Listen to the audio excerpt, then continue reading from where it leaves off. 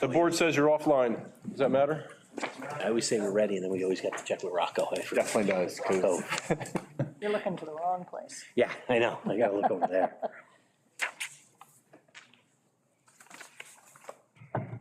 Getting yelled at when I get home tonight, so. Yeah, exactly. That, please do me a favor. If I'm rustling papers, just pull Okay. my arm, because that's the other thing I got yelled at for. Good. Watch it. I should tell my friends.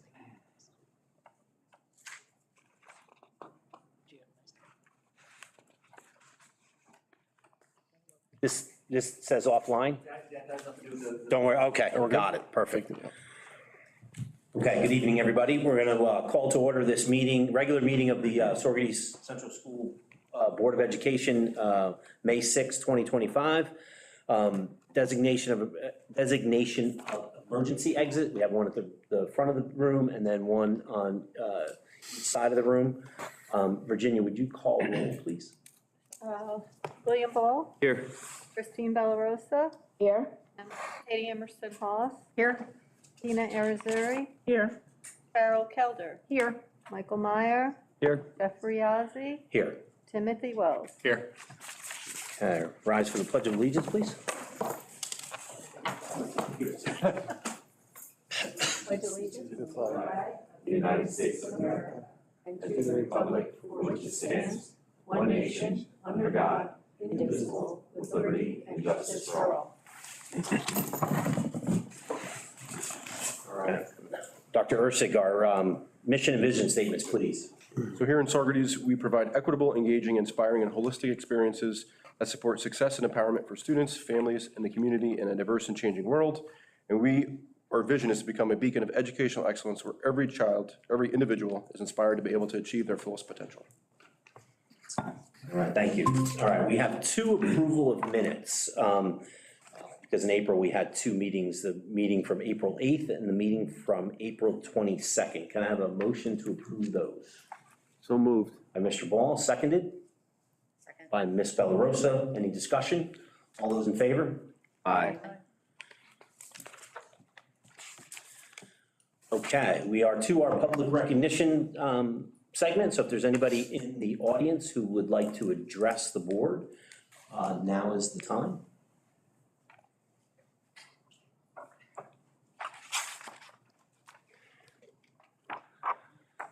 Okay, no one. All right, moving on. We don't have a student representative report. Ms. Mills is tied up at a extracurricular activity, which is right where she should be. And so we're moving to presentation honorings, audiovisual student assistance at the Board of Ed meetings. Dr. Ursig. So this year, we did have two students help us, during the year. Don't want you getting yelled at either. know. There you go. Thank you for looking out. Yep. So we want to recognize them tonight. It's Rowan Covert and Olivia Avalon. So thank you to them. They are not in attendance tonight, I do believe. So thank you. Just continue with the academic awards. Next, we want to continue with our Mahal Scholar athletes. So for the spring season, we have 116 total student athletes who are maintaining a 90% or above GPA during the varsity sports season. That's just varsity athletes as well. The following teams were recognized as a team as well. Baseball had 5 individuals, softball 6, flag football 17, boys lacrosse 18, girls lacrosse 15, boys track and field 19, boys tennis 13, girls track and field 23. So good job to all those students. Oh, yeah. And lastly, for recognitions tonight, we wanted to recognize one individual and one organization for what they've done for the district.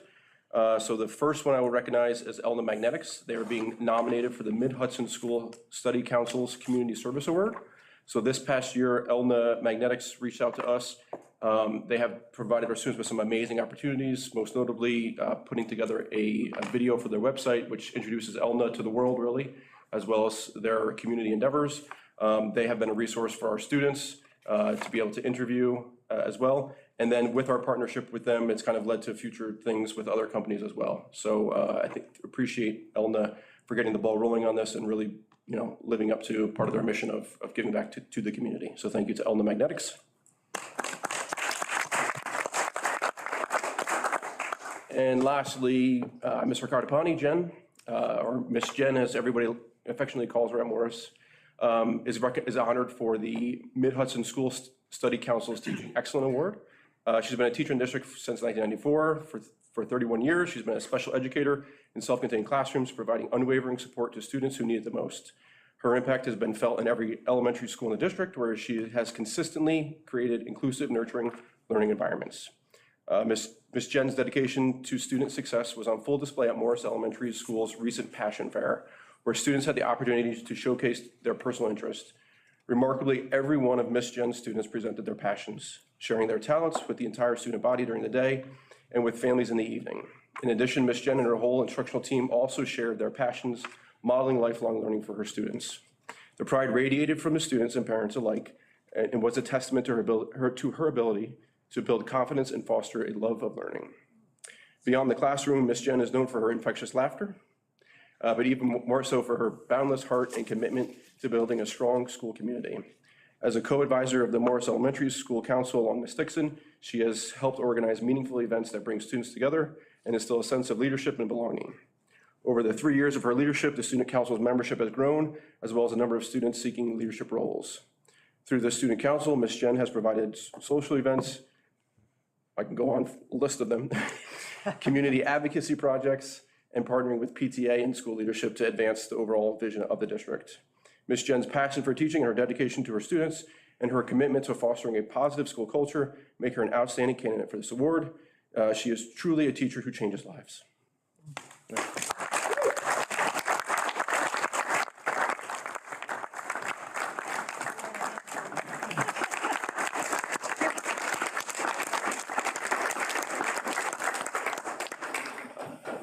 So Ms. Jen, as well as Elna, will be honored tomorrow night at the Mid-Hudson School Study Council's award ceremony. So thank you, everybody. Thank you so much. Thank you. Thank you.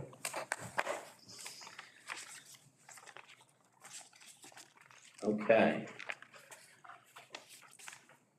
Well, Dan, we're gonna see if you're gonna get that sort of applause that Miss Jen just got. So, moving on to the superintendent's report, we have a public budget hearing presentation by Dr. Ursig.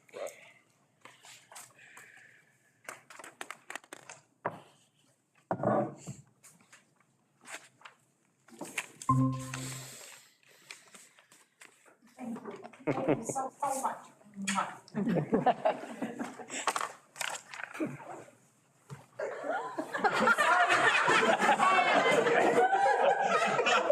Sorry.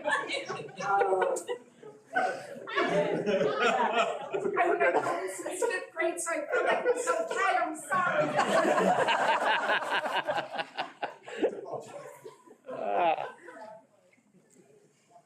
All right, so tonight we have our budget hearing presentation. A lot of the information on the slides is stuff that we've already been, so I will kind of move at a pretty good pace. But as always, if there are questions, please don't hesitate to ask. Be a public comment. Turn it on first, by the way. Yes. Just to recap, our mission, our vision, becoming a community of educational excellence. So we want to have that in the back of our minds as we're making decisions now and into the future. Some of our achievements, which you've heard us brag about in the past, and kind of continue to improve upon. Once again, the budget is really designed to be a reflection of our values as a community, right? It also needs to address our short-term needs, right? So what do we need for our students tomorrow? As also planning for long-term needs, right? If 5, 10 years from now, how are we going to be? What do we want for our students? So this year, just jumping right in. So while we look line by line for the budget, right, it's easiest to communicate changes that you would notice from this current school year to next school year. So that's what this slide does share, right? So we've talked about our administrative positions being cut, not filling a business certified teacher, the reduction of a 0.6 social studies teacher, 1 FTE elementary certified teacher. This position is actually kind of an additional section, so it will be an offset. Public relations specialist going from 5 days a week to 4. changing up our coaching numbers for some of our programs, as well as reducing software such as Forecast 5, Panorama, a data reporting mentorship that we don't need, as well as looking at our supply and equipment lines as well. Okay, this always comes up, so I'm going to address it again, right? Certified administrators, if you go back to last year, to compare to where we will be next year, we will be down 3 certified administrators. So director of HR has not been refilled, elementary project coordinator is retiring, and then 1 athletic director assistant principal has also been reduced during the course of time. Okay. While there are some reductions, right, we are continuing to look towards the future and what we need to meet our students' needs. So in terms of additions, we do have an E&L teacher, expanding it from 0.4 to 1.0. Bringing modified sports back into the budget. An elementary certified teacher, this is kind of, as this offsets the previous reduction, we do have a 3rd grade section a 6th grade section that needs a 3rd section at Cahill Elementary School. Part-time nurse at Woodstock, we're required to provide, as well as a part-time social worker at Woodstock. We've heard a couple times now for the past month about, or past couple meetings, rather, about how we're going to try to enhance our special education continuum. I will share about that. In addition, we also have other things coming online, so the iPark lease. So that is in reference to Ulster Bosie's leasing space from iPark, which is the old IBM Center in Kingston.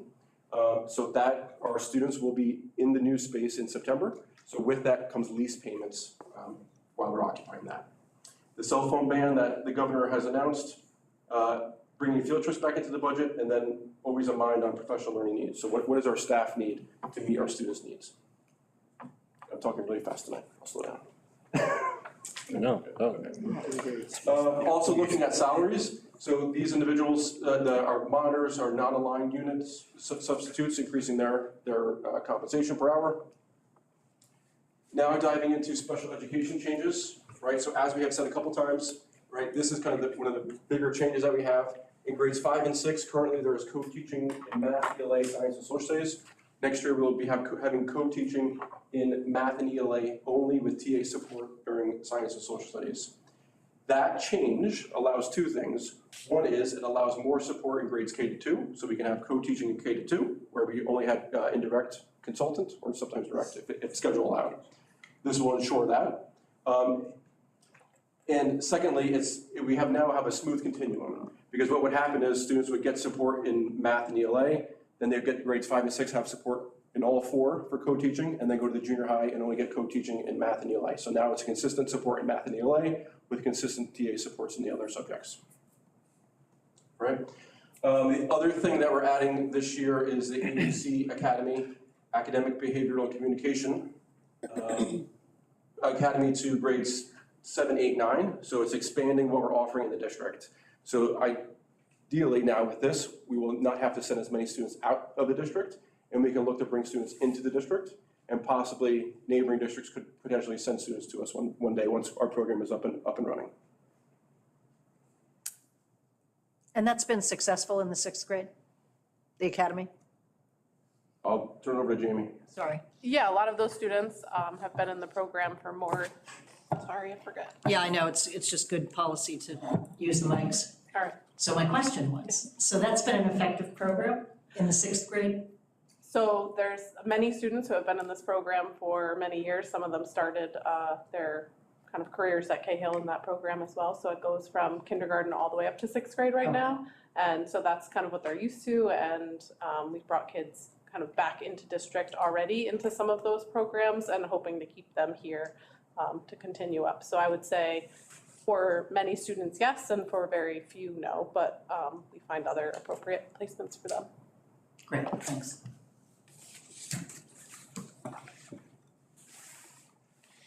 Also included in the budget are possible capital outlay projects.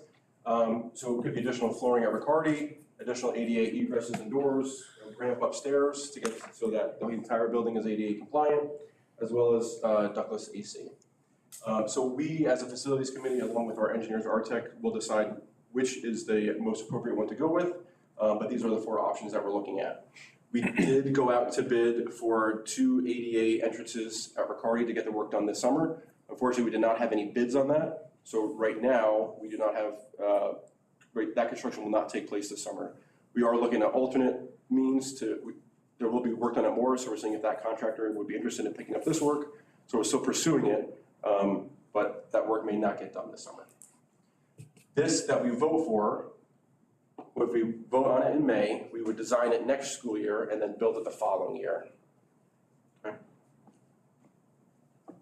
Items maintained in this budget include a similar class size. Now, right, I'm purposely using the word similar class sizes because, right, it all depends on geography at the elementary level where you live, right? So there could be some fluctuations in section size, right? But with the current staffing and the number of students we have, they should be relatively similar to where we are this year.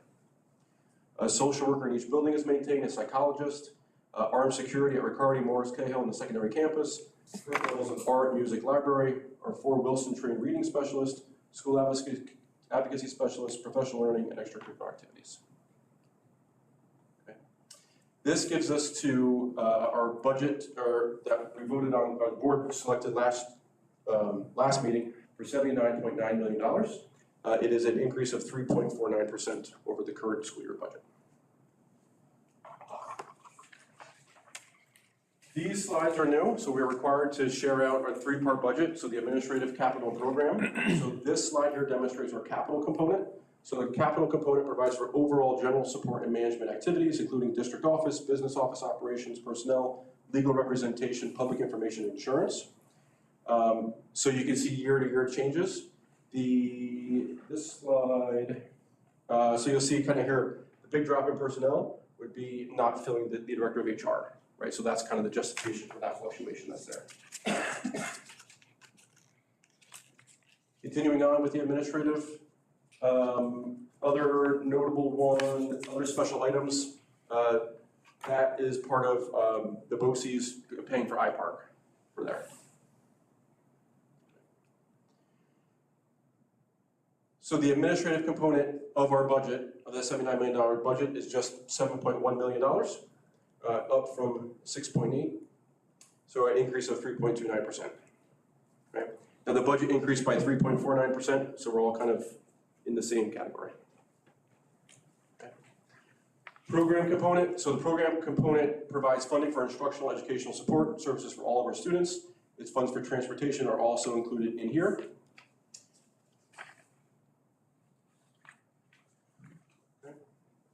So this component of our budget is $65.1 million. Once again, an increase of 3.75%. So all right around that, the budget increase. Okay. There are some fluctuations too that have to do with just recoding stuff. So Michelle and Michael deciding that there's a better category to put items in. And lastly is the capital component. The capital component pays for maintaining all indoor and outdoor facilities, including electricity, heat, repairs, principal interest payments. So this part of our budget is the $7.7 million, or an increase of 1.5%. Dan? Yes. If I can ask? I don't know if you can hear me. That one works. Just gotta give it a minute. Just, the safety and security, can you just explain why that's up like 2,000%? Like what, is that just a coding thing? What are you? Yeah, so this is coding moving about? the funds from administrative into this part. Okay, right, thank you.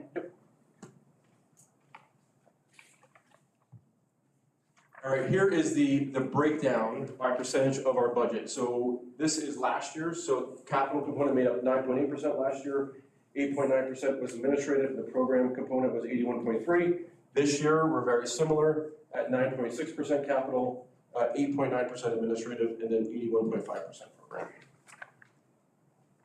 Okay. We've been through our tax cap calculations before, so I'll skip the details and just share that right this year, the simple majority, so 50% plus 1, our tax levy increase, or tax levy will be $47.4 million, or an increase of 1.56 over the prior year, for an increase of that 3.43%. The estimated impact on taxes that we shared last time, once again, this is an estimate based on current assessment, current equalization rates, is here. So this is also based on a $300,000 house. So if you live in the town or village of Saugerties, right, the current school year taxes would be $3,700. Next year's taxes would be $3,883 for a change of $129 or $1,075 per month. Okay, once again, this is purely an estimate. This is based on current assessments, current equalization rates, and a house that's $300,000, right? We picked $300,000 because it's going to be easier to scale up or scale down, and it also does not have any of the exceptions there.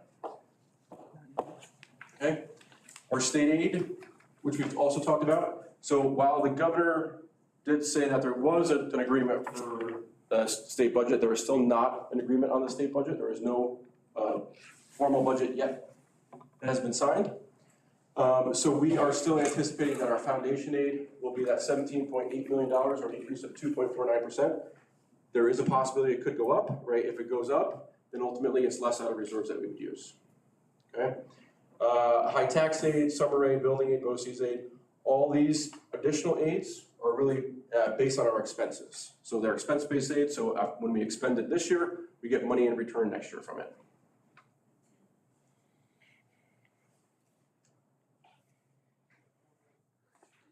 We've seen those before. All right, so, here we go. Some other ones, so we've got our leases, Medicaid pilot, interest and earnings, you're still predicting quite a bit of interest and earnings, E-rate reimbursement and so forth. And then last time we talked about appropriating $2.8 million out of our unappropriated fund balance to bridge the gap this next year. Okay. Showing where our revenue comes from, we've got our tax levy just about 60%, foundation aid 22%, expense-based aid 11.5%, other revenue sources 3.3%, and fund balance 25%.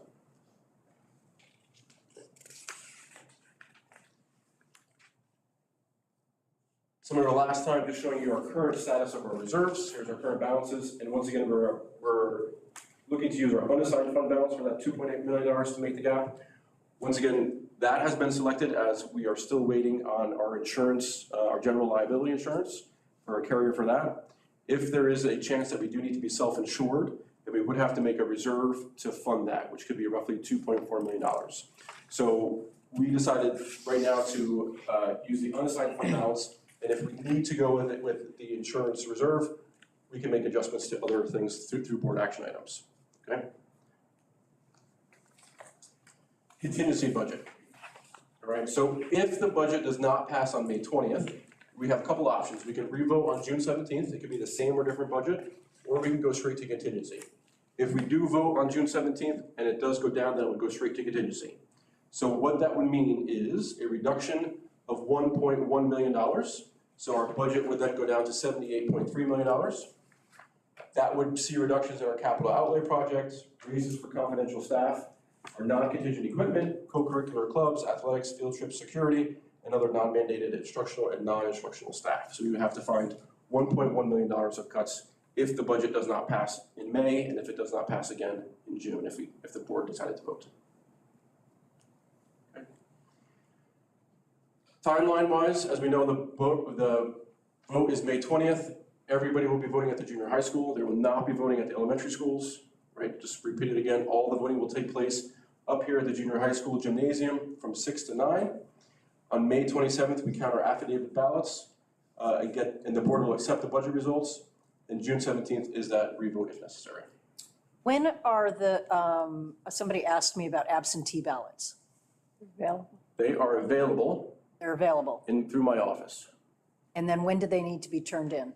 They need to be received, I think it's by 5 p.m. on May 20th, but that's. May 20th. That's what it says. My mom got one. It says May 20th on the day of the vote. Yep. Okay.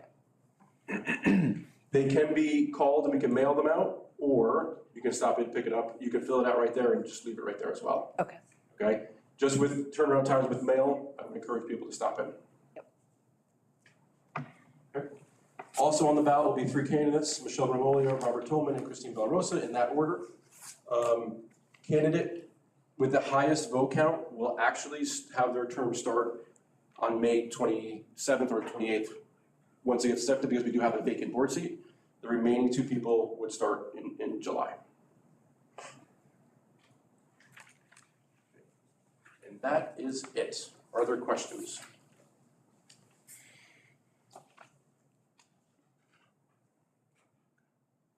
Good. Right. Thank you.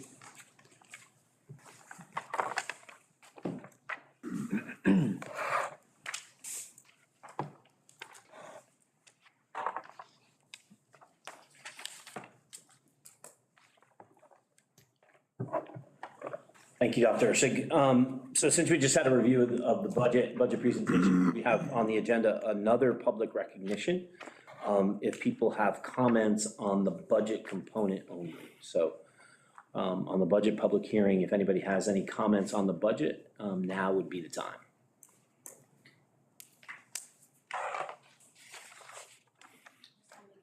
Yeah, that's fine. Yes.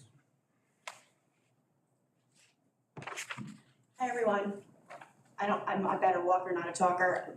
For those that I have not met, I'm the Michelle Grimolia that's on the top of that board member candidate list for the 20th. And I'm not going to belabor this, but for those that don't know, I have a very extensive finance background. I worked in public accounting for the first 7 years of my career at Price Waterhouse, and since then I've developed my career with a very strong finance background. And one of the things that attracts me to acting in a role as a board member, should I be elected, is hopefully my ability to support this board in bringing a budget to the public. And I want to commend all of you for all of the work that you've done. Despite the fact that I think it's sort of fallen on deaf ears, it's disappointing to me that there's 3 people on right now. When you did the special presentations, you'd see 3 or 4. I think the community is doing itself a disservice. You've done an enormous amount of work to justify where we are with this budget. I fully support the budget. And it's my hope that should I be elected, I have the opportunity to help the community in Saugerties really understand the components of this. Your hands are tied in a lot of ways. I think that message gets misconstrued in the public at times. I also think that there are so many benefits to components that you put in here where your hands are not tied. And I think the public needs to understand that. I will do everything that I can to rally my troops to support this budget, and I hope we do not have to go to a revote. But again, I just want to commend you for all the work that you've done, and I think you've done an excellent job explaining to us how we've gotten to where we are. Thank you, Ms. Grimolia. Anybody else?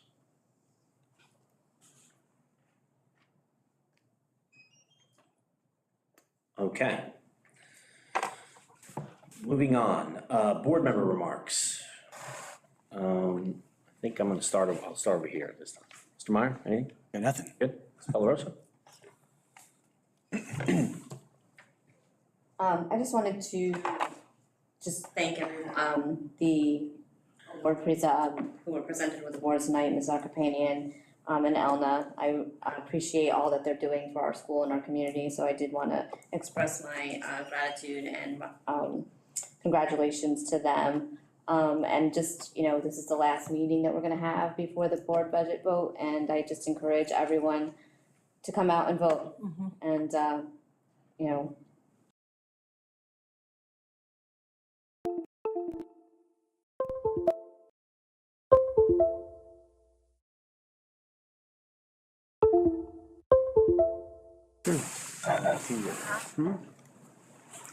Thank you, Mr. Riassi. Very, very briefly, I want to congratulate the student award winners. In particular, those student athletes. That's a pretty impressive number for sure. And a heartfelt congratulations to Ms. Arkadapani as well. It's been my pleasure to have had the opportunity to not only know her, but work with her as well. So congratulations, Jen. Congratulations, Elna, as well. That is the type of synergy you want to see, and so it is good to see that developing between the school district and it's a continuation of relationships with community partners. I know many years ago, Ms. Kapler and I noted the connection with Marker Tech, for instance. So there's a great relationship there and there's a great track record there. I think everybody noticed there were not a lot of questions on the school budget. Everybody watching the meeting noticed that there were not a lot of questions from the school board. And I think that speaks volumes to how many times we have been through and had the opportunity to ask questions of Dr. Ursig, of Ms. Maloney, you know, as we continue to learn and understand this fiscal picture. So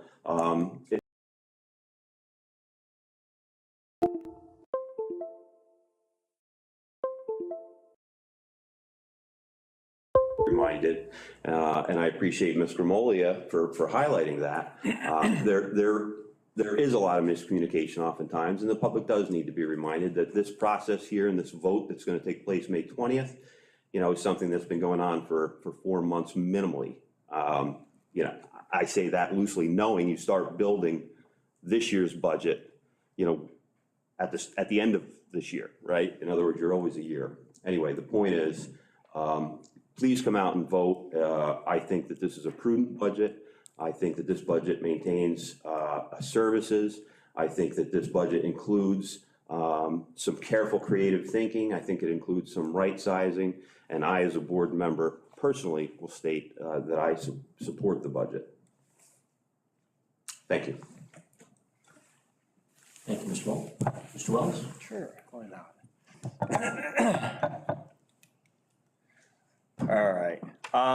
First off, thank you, Ms. Jen. Appreciate all you do for the kids. Obviously, the district itself really appreciates everything you've done and continue to do. And it's amazing, as we've heard kind of some of these stories along the way, to kind of get to meet you, because I haven't seen you in person, and to be able to congratulate you and see you getting, you know, the recognition that you deserve. Thank you to Elna for partnering with us and giving our students an opportunity to kind of dive into a field that they're looking to go after beyond Saugerties. And I think that's really great that you've given us an opportunity to do that and you know, partner with these students who are going to be adults, who are adults, most of them, and you know, have them collaborate with you in a real business sense and kind of help grow your business hopefully as well. Congratulations to the MHAL Student Awards, and thank you, Dr. Ursig and Ms. Maloney, for all the hard work you've put into this budget. And, you know, I mean, we get emails late at night from Dr. Ursig, just, you know, in regards to this or that. And I think, you know, it's hard to really truly understand the depth of work that they have to put in when they're building this budget. And I know we see a little bit of the behind the scenes of it, and I probably don't even see all of it. So I definitely understand and appreciate all that you guys do to kind of give us a budget that I honestly, truthfully feel is a very fair budget. I think you've been very cognizant of what's going on in the world to try and produce a budget that isn't going to put too much pressure on people in regards to their taxes. And you've made cuts where necessary and shifted some things to make us, to still allow us to look at our district goals and kind of achieve them, even with like kind of having to maneuver things around. So I truly appreciate that. I as well as Mr. Ball said, I am very much in favor of the budget, and I hope that you all get out there and vote yes, as far as I'm concerned, I'll say it. Ms. Calder?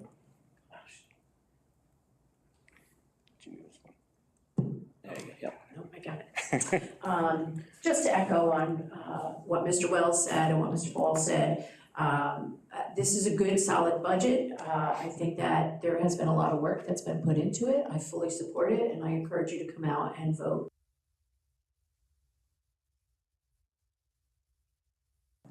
AV assistants, for all the help that they do to make the viewers see the board meetings so seamlessly at home. Congratulations to our Mahal Academic Award winners, and congratulations to Elna. But I really would like to congratulate Ms. Jen.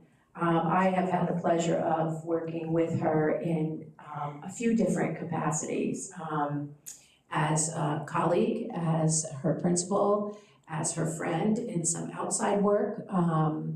She is truly an amazing person, and the relationship that she has with her students. You walk into that classroom and you see the love that is in there. The kids feel accepted, they feel loved, and they are so successful. And it is about time that you get recognized for all of your hard work and for what it is that you do for not only your students, but for this district. So thank you, Ms. Jen. Thank you, Ms. Kelly. Dr. Haas. Hi. Yeah, I just want to iterate what everybody else has already said. I do want to say that I'm, in terms of the budget, this is probably, I understand this budget more than I've understood budgets in the past. And I just want to thank Dr. Ursig and the business office for being just consistently responsive to our questions and not, rolling their eyes about why we're asking those questions or asking for having it be in a picture format. Those of us who benefit from that. And I just really appreciate that because board members need to go out there and advocate for this budget. And I feel much more prepared to be able to do that in a way that is very real as opposed to, well, it's just the budget that's in front of us. We've got to pass it because we don't want to go to contingency, which is a real entity. But as it's just, I am much more prepared because the governance team here has really helped prepare us. And so I just want to thank all of you who were part of that and for like the careful thinking and the prudent words of Mr. Ball. Because I do think that support, the co-teaching support in kindergarten through second grade, really looking forward to sort of hearing how that's going. And I'm just super glad we're in the social work in each building. And even though it may not be required, that we have library, art, and music. So anyway, I just want to thank everybody and go out and vote for the budget on May 20th. All right, thank you, Dr. Haas.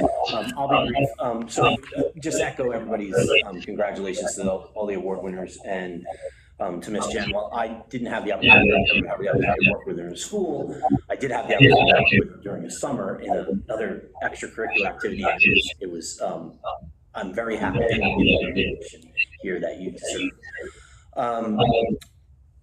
Regarding the budget, over the past week, I've had the opportunity to be a panelist with Mr. Cooper, his entrepreneurship class, who is designing products, and the best of them selected to this Thursday go down and present at New Paltz, amongst other schools. And when I look at this budget, to me, this budget supports people like Mr. Cooper.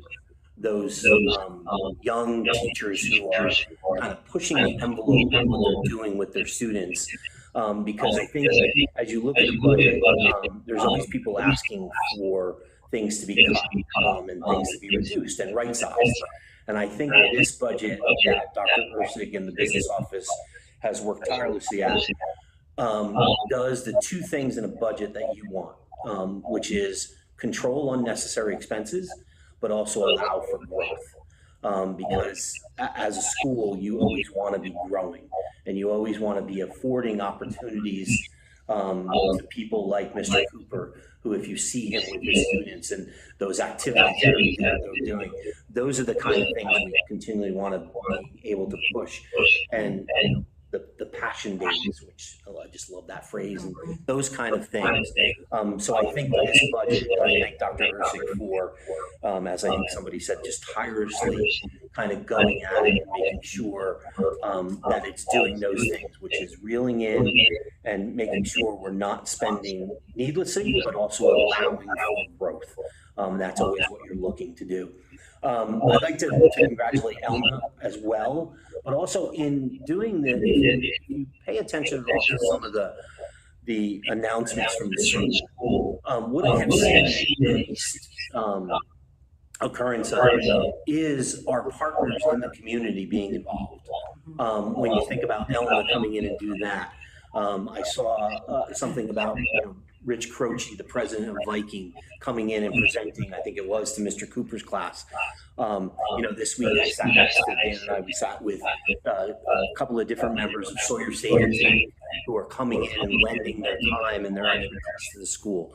And I think the more we can do that, the better. So, like I said, whatever your thoughts are on the budget, I would love as many people as possible to come out and vote. We've done, again, through Dr. Ursig, has done a good job of making sure the calendar this year aligns to where, we don't have a bunch of time off around the budget and people are away. So getting a good turnout to me, regardless of the yes or no, is really important, because then whatever outcome is, then the voters have spoken. Because there's always comments and pieces after the budget. And I'm always amazed at the number of comments compared to the number of voters. I think if the voters speak, then we go and do what they want. But I think this is a solid budget that I said, I'm repeating again, that really controls the expenses and right sizes things, but allows this district to grow. So I want to thank Dr. for that. Okay. I think we went through everybody. I like the day I skipped this count. I didn't do it on purpose. I was coming back. I saved you for last that day. All right, moving on to the agenda. Personnel. This is instructional and non-instructional. We have items J1 through I1 through 4, which are a couple of resignations, a specific leave of absence, and then appointments, and then two specifics, the appointments to tenure for a Mr. Seth Toman and Miss Melissa Chahanovich. Make sure I say it right. Motion to accept I1 through 4. So moved. By Mr. Wells, second. By Ms. Irizarry. Any more discussion? All those in favor? Aye. All right, Dr. Ursig,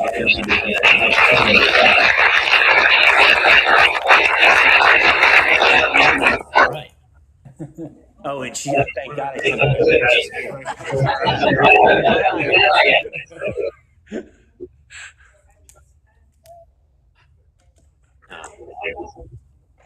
Congratulations.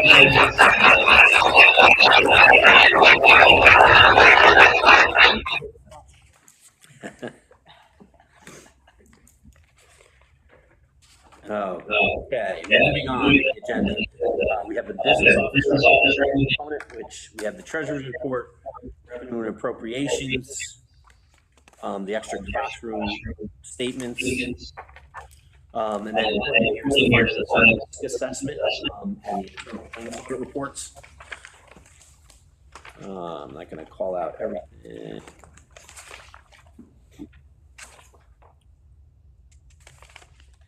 All right.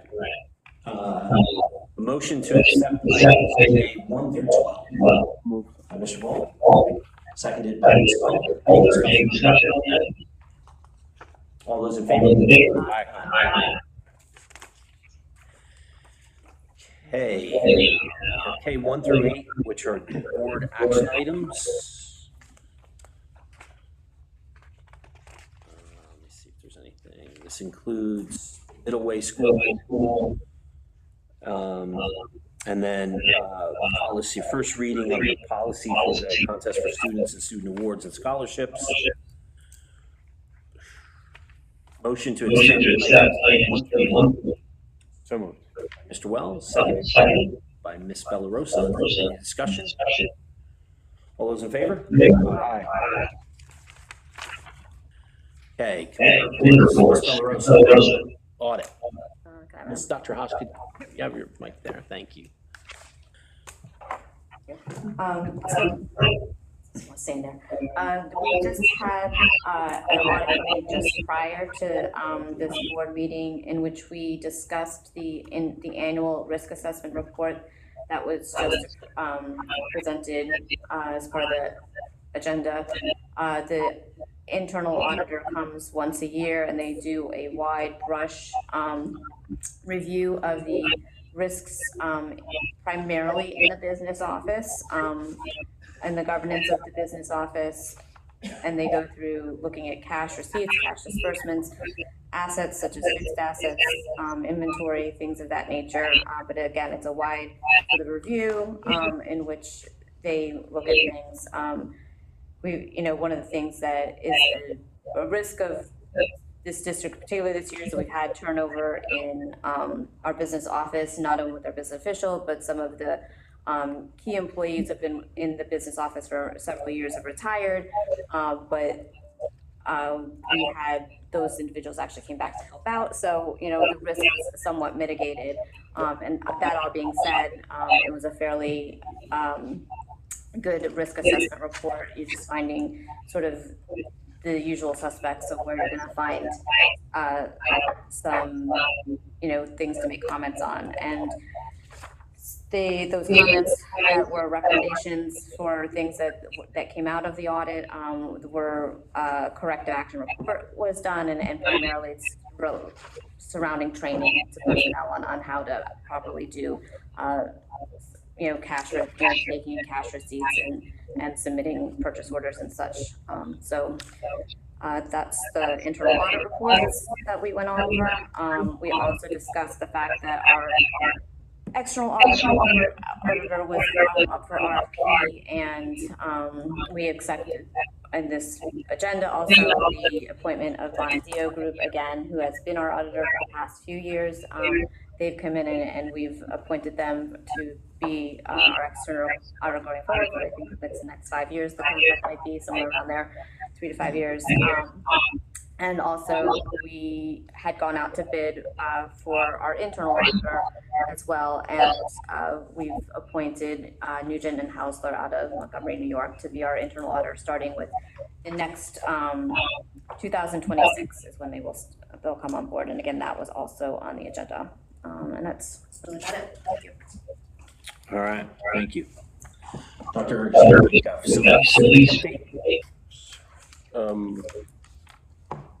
All right, the big news out of facilities is going to be that next board meeting in June, Chris DiCarlo from Bernie Donigan's office, who's our financial advisor, he will be here to present on the opportunities for future capital projects.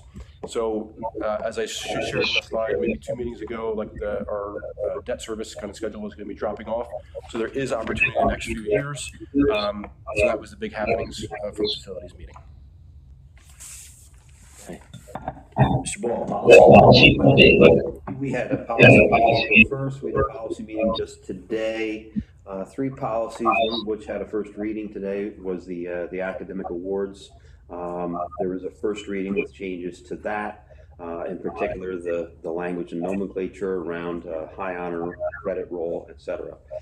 So that was something we did today. The board continues to work on, the policy committee continues to work on use of electronic devices, as well as extreme conditions days.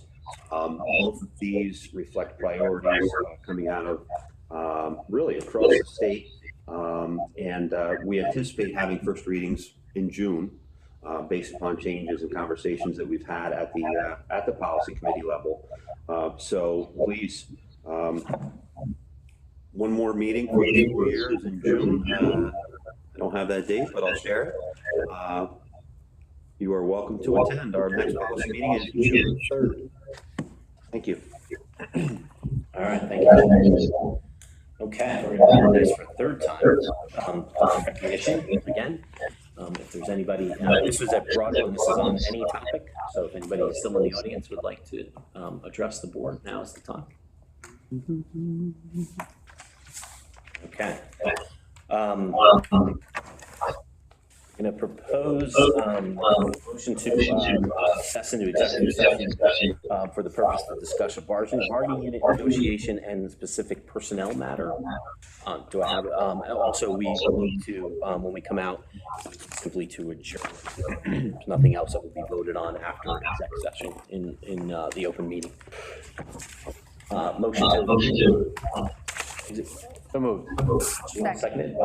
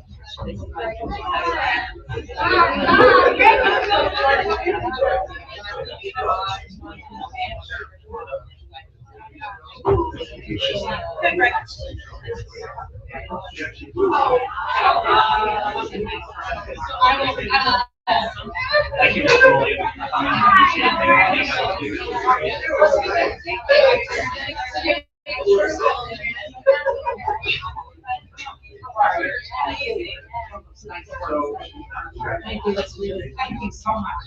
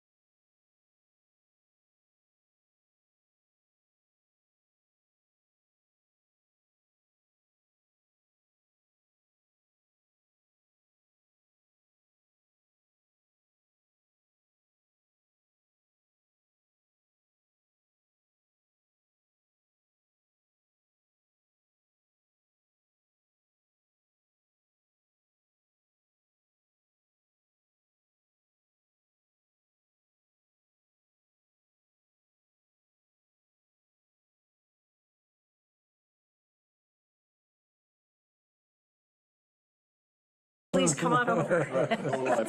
All right, a motion to reconvene open session? Sunny day. Mr. Wells, seconded by Ms. Kelder. Any discussion? All those in favor? Aye. All right. Future board meetings, it's listed here. May 20th is the board member and budget vote.